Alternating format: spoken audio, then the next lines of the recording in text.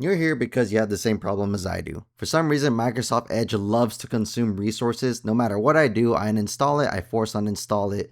No matter how many times I force close it, it will not go away.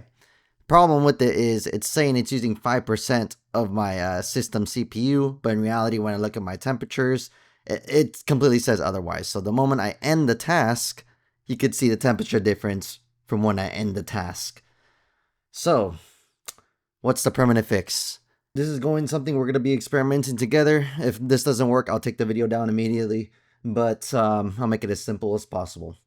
So you want to press Window R, and once you do that, this window will pop up.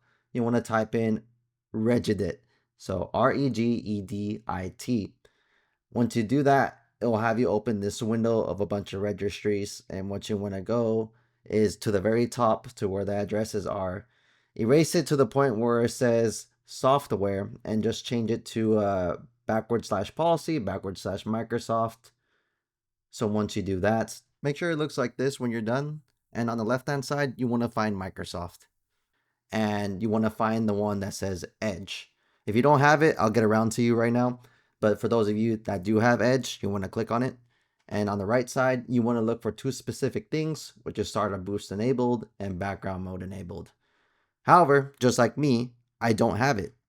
For those of you who have it, all you have to do is double click on it, change the number value to 0, and you are done for both of those.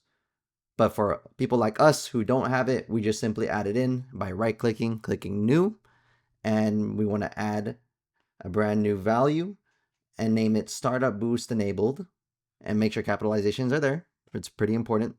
And then we double-click into it, make the value to 0. And we do the exact same thing with the background mode enabled, change the value to 0. Now, for those of you who don't have Edge, what you want to do is right-click on Microsoft, hover over to New, and click Key. And you want to name it Edge.